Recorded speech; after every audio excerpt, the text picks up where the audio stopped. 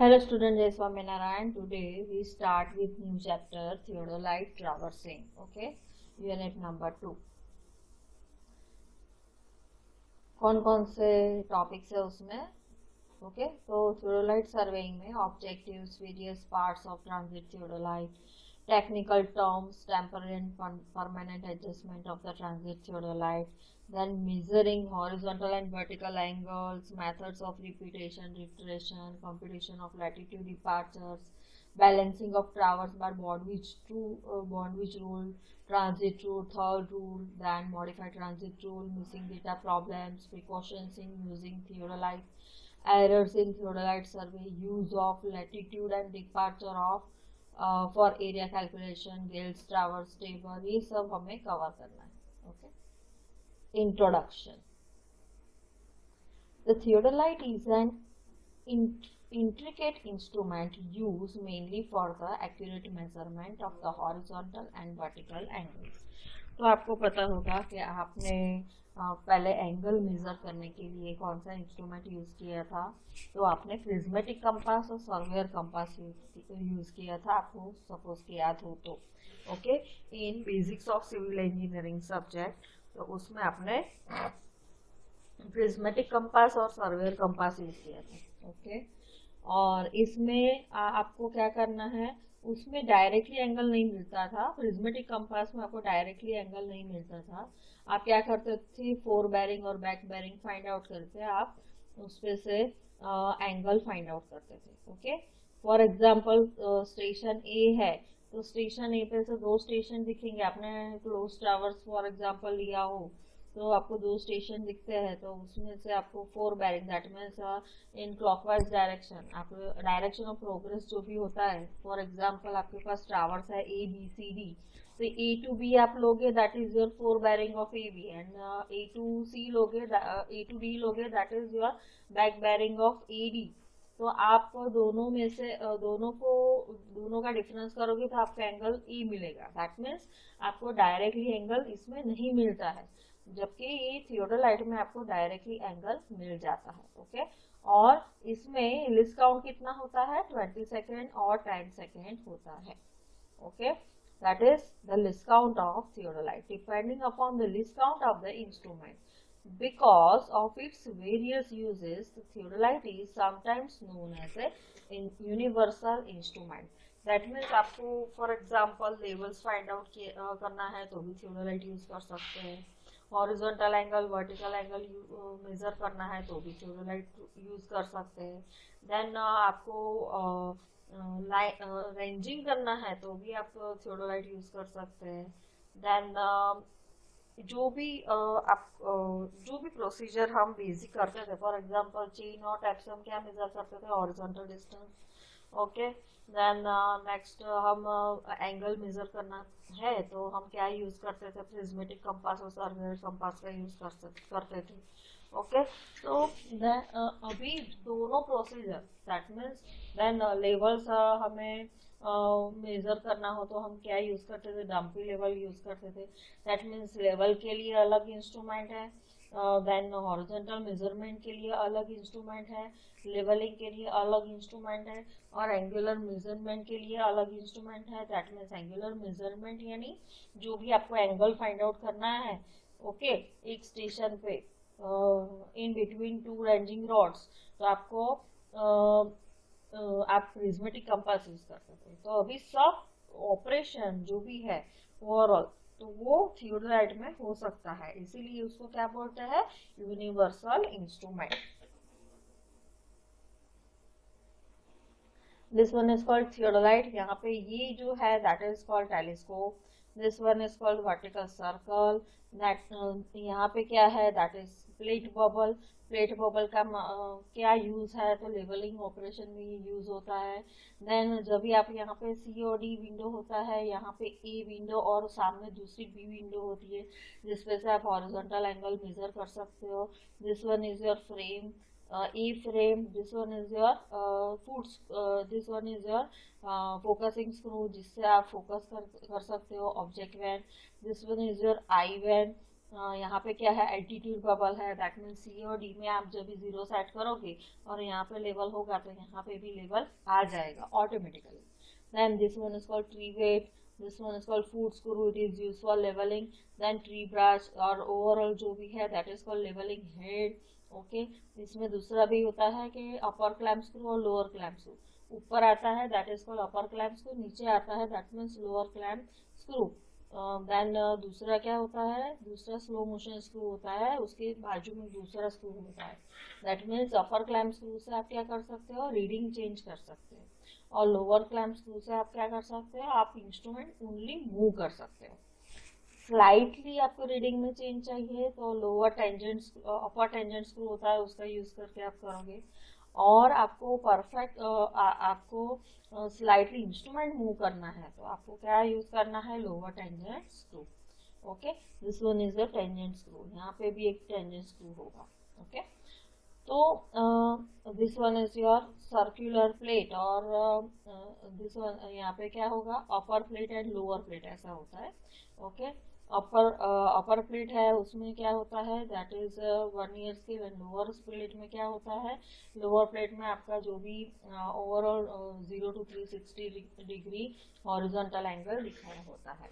Okay, अपर plate में क्या होता है, that is attach with the 1 year scale. यहाँ पे विंडो ए और विंडो बी होती है. वर्टिकल सर्कल में क्या होता है, विंडो सी और विंडो डी होती है. कौन कौन से हम मेजरमेंट्स इसमें कर सकते हैं, तो the following are the different purposes for which the theodolite can be use. measuring the horizontal angle, measuring the vertical angles, measuring the deflection angle. Deflection angle that means horizontal direction में. For example आपका road है तो एक road जो भी है, for example मुझे curve draw करना है, दो रोड अलग अलग डायरेक्शन में है तो और एक पॉइंट से अटैच है. फॉर एग्जाम्पल हम एक एग्जाम्पल लेंगे तो पता चलेगा.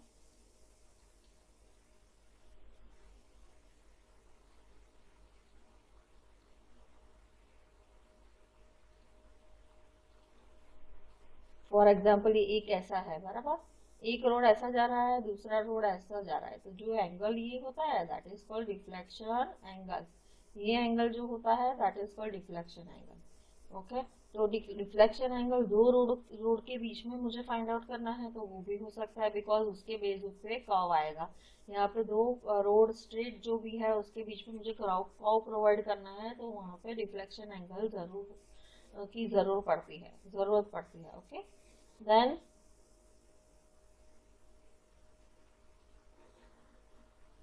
measuring the magnetic bearing. Okay, measuring the horizontal distance between 2 points. तो horizontal distance between 2 points मुझे measure करना है तो वहाँ पे भी theodolite होता है. तो आप नेक्स्ट चैप्टर जो भी है उसमें टेक्योमेट्री सर्वेइंग पढ़ोगे, जिसमें how to measure the horizontal distance and vertical distance when the line of collimation is horizontal. that means आपका जो भी theodolite है उसका एंगल 0 0 होता है तो तभी आपके लिए क्या फॉर्मूला, आप कौन सा फॉर्मूला यूज कर सकते हो, उसमें रीडिंग लेना होता है. Okay, upper hair reading and lower hair reading. वो रीडिंग दोनों का डिफरेंस करेंगे तो आपके पास स्टाफ इंटरसेप्ट मिलेगा और आपके पास फॉर्मूला है हॉरिजॉन्टल डिस्टेंस के लिए is equal to F by I S into F plus D. F by I क्या है, मल्टीप्लाइंग कांस्टेंट है, एंड एफ प्लस डी क्या है, एडिटिव कांस्टेंट है. यहाँ पे एनालिटिकल लेंस प्रोवाइड किया होता है, इसीलिए एफ प्लस डी की वैल्यू कितनी आती है, 0. तो आपके पास फॉर्मूला बचती है F divide by I into S. F divide by I की वैल्यू कितनी लेनी होती है, 100, और एस की वैल्यू आप अपर हायर रीडिंग और लोअर हायर रीडिंग लेके आप फाइंड आउट करते हो, दोनों का डिफरेंस करते हो तो आपको क्या मिलता है, S. Finding the vertical height of the object, finding the difference of the elevation between various points. Okay, that means एक जो भी आपके पास ऑब्जेक्ट है उसका एलिवेशन, उसका आर एल, और दूसरा जो पॉइंट है उसका आर एल, मुझे दोनों का डिफरेंस आर एल का फाइंड आउट करना है तो उसमें भी थियोडोलाइट का यूज होता है. रेंजिंग ये लाइन, रेंजिंग ऑपरेशन पहले आप किससे करते थे, तो बाय यूजिंग रेंजिंग रॉड्स का यूज करके आप करते थे. रेंजिंग रॉड्स, एरो, उसका यूज करके आप रेंजिंग करते थे. जनरली डायरेक्ट रेंजिंग और इनडायरेक्ट रेंजिंग, टू टाइप्स का रेंजिंग आता है, जिसमें आप डायरेक्ट रेंजिंग करते थे और उसमें क्या यूज करते थे, आप रेंजिंग रॉड्स यूज करते थे. ओके, इंट्रोडक्शन थियोडोलाइट ट्रैवर्सिंग में थियोडोलाइट्स में भी of two types, transit theodolite and non-transit theodolite. In the transit theodolite, the telescope can be revolved through a complete revolution of about its horizontal axis in a vertical plane. That means transit theodolite में क्या है, ये telescope जो है यहाँ पे आप ये क्लैम्प स्क्रू खोलोगे ना तो ये पूरा मूव करेगा 360 डिग्री तक, ओके। तो इसीलिए उसको ट्रांजिट थियोडोलाइट कहते हैं। In non-transit theodolite, the telescope cannot be revolved through a complete revolution in the vertical plane. Vertical plane that means आप यहाँ पे क्लैप थ्रू खोलोगे तो ये थोड़ा ही मूव, उसका जो लिमिटेशन है उतना ही मूव होगा, वो 360 डिग्री मूव नहीं होगा। That is called non transit theodolite. Transit theodolite or non-transit theodolite, this one is called transit theodolite or this one is called non-transit theodolite. Centering definitions में first क्या है, centering है the setting of the theodolite exactly over station mark by means of a plumb bob is known as centering. That means ये जो instrument का centre है, okay, यहाँ पे इंस्ट्रूमेंट का जो भी सेंटर है, ओके, यहाँ पे जो भी सेंटर है वो एक्जेक्टली स्टेशन पे आना चाहिए। उसके लिए आप क्या यूज करते हो, प्लम बॉब यूज करते हो, ओके। तो that is called centering, okay. Transiting that means what, face left to face right position में आप मूव करते हो टेलीस्कोप को। फॉर एग्जांपल आप यहाँ पे खड़े हो, ओके, तो आप देख सकते हो एक डायरेक्शन में वर्टिकल सर्कल लेफ्ट डायरेक्शन में है, that is called face left. अभी मुझे फेस राइट करना हो तो क्या कर सकते हो, तो फेस राइट करना हो तो यहाँ पे क्लैम्प स्क्रू खोल के आप टेलीस्कोप को वापिस यहाँ से ये पोर्शन यहाँ पे आएगा और ये पोर्शन यहाँ पे आएगा, ऐसे मूव करोगे, ओके। तो वर्टिकल सर्कल किस डायरेक्शन में आ जाएगा, राइट पोजीशन में आएगा, फेस राइट में आ जाएगा, तो उसको क्या बोलता है, transiting. The method of turning the telescope about its horizontal axis in the vertical plane through 180 degree is termed as transiting. In other words, transiting results in a changing in phase. मैंने बोला आपको face left to face right और face right to face left में change करना है, जो भी procedure हम करते हैं that is called transiting. Then face left. Face left means the vertical circle of the theodolite is on the left of the observer at the time of taking the readings. Okay. Then face right का मतलब क्या है? This refers to the situation when the vertical circle of the instrument is on the right face of the right of the observer when the reading is taken. Okay. Changing face, that means face left to face right में आप change करते हो, okay. The operation of bringing the vertical circle from one side of the observer to the other is known as a changing phase. That means face left to face right में आप change करते हो, that is called changing phase. Then swinging of the telescope. This indicates turning the telescope in a horizontal plane. It is called the right swing when the telescope is turned clockwise and left swing when the telescope is turned anti-clockwise. That means आप telescope जो भी है वो किस direction में move करते हो।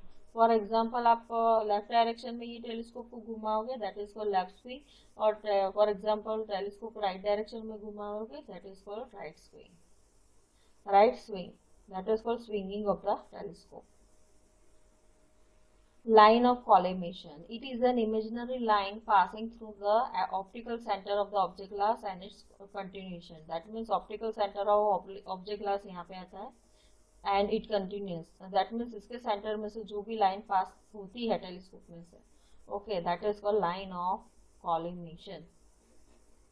Axis of telescope. The axis is an imaginary line passing through the optical center of the object glass and the optical center of the eyepiece.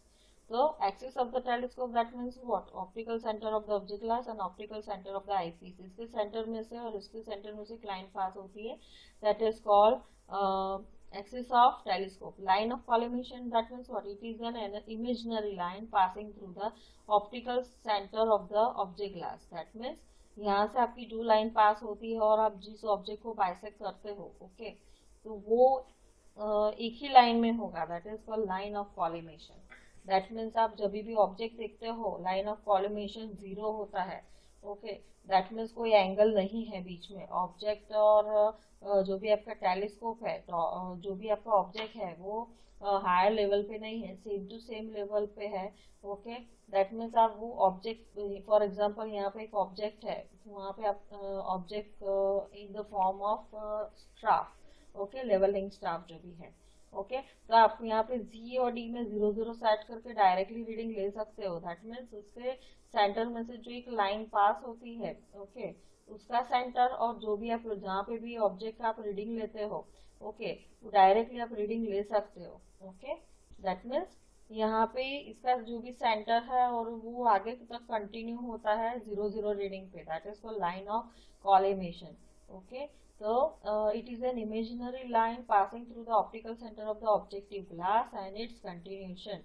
That means objective glass जहाँ पे भी आप reading ले रहे हो वहाँ पे 0 0 है और फॉर एग्जाम्पल कोई एंगल पे है, that is called line of collimation. Okay, then axis of telescope, axis of bubble tube, it is an imaginary line tangential to the longitudinal curve of the bubble tube at its middle point. Okay, तो यहाँ पे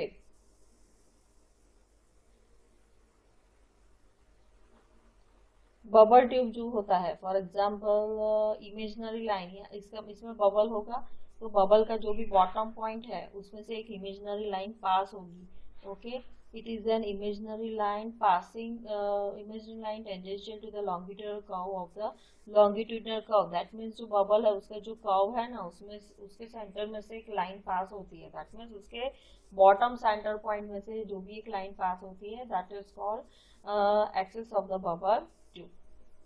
Vertical axis, it is an axis of the rotation of the telescope in the horizontal plane. Okay, that means vertical axis, that means what, यहाँ से जो भी axis pass होती है, that means इसका सेंटर, देन वर्टिकल सर्कल का centre, then जो भी इसका जो सर्कुलर प्लेट है उसका सेंटर, देन लेवलिंग हेड है उसका सेंटर वर्टिकल एक्सिस में। ओके, तो वर्टिकल लाइन जो भी ये इंस्ट्रूमेंट के सेंटर में से पास होती है, that is called vertical axis. This one is called vertical axis. Okay, this one is called trunnion axis, sorry, this one is called trunnion axis. This one is, for example मैंने अभी बोला कि line of collimation किसको बोलते हैं, तो for example line of collimation 0 है, that means angle theta is 0।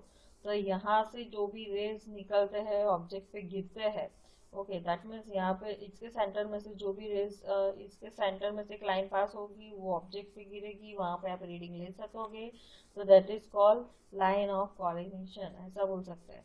Then horizontal axis, this is the axis of rotation of the telescope in the vertical plane.